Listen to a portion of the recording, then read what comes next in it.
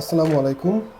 আমি এখন আছি গ্লোবাল মাইগ্রেশন সলিউশন অফিসে। আজকে আমি আমার পুরো ফ্যামিলি সহ অস্ট্রেলিয়ার ভিজিট ভিসা পেয়েছি।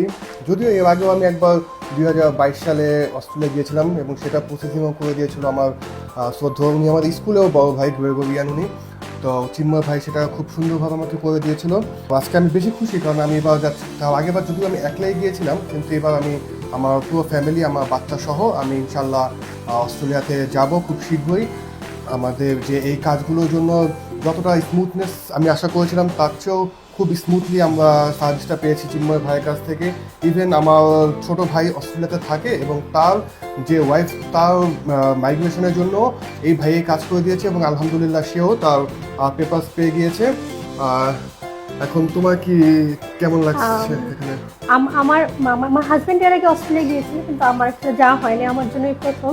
তো এর আগে আমি শুধুমাত্র মালয়েশিয়া আর থাইল্যান্ড আর কি আমার ঘোরা হয়েছে। তো আমার কাছে ব্যাপারটা খুব সারপ্রাইজিং, যে আমি আমি ভাবতেই পারি নাই যে আমার মানে ভিসাটা তো সহজে হয়ে যাবে। স্পেশাল থ্যাংক ইউ চিন্ময় ভাইয়াকে। উনি আসলে ওনার গাইডলাইন খুব ভালো। উনি কাগজপত্রগুলো এত এত সুন্দর করে স্মুথলি করেছে, যেটার কারণে আর কি আমাদের 13 দিনের মধ্যে আমরা ভিসাটা খুব তাড়াতাড়ি হয়ে 13 দিন গেছে। লেগেছে আমাদের মোট।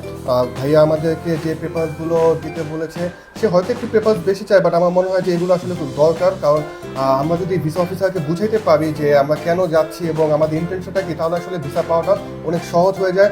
অনেক ফার্মি আছে যারা জাস্ট অনেকটা ধতক্তা মার্কের টাইপ, যে আপনি কাগজ দিলেন, আমি কাগজ জমা দিয়ে দিলাম, বাট এভাবে আসলে ভিসাটা সম্ভাবনা কমে যায় এবং ভবিষ্যতের জন্য একটা দাগ হয়ে যায়। যদি আপনি একবার রিফিউজ হন, সেটা সারা জীবন আপনাকে উল্লেখ করে যেতে হবে যে আমি সেখানে রিফিউজ হয়েছিলাম।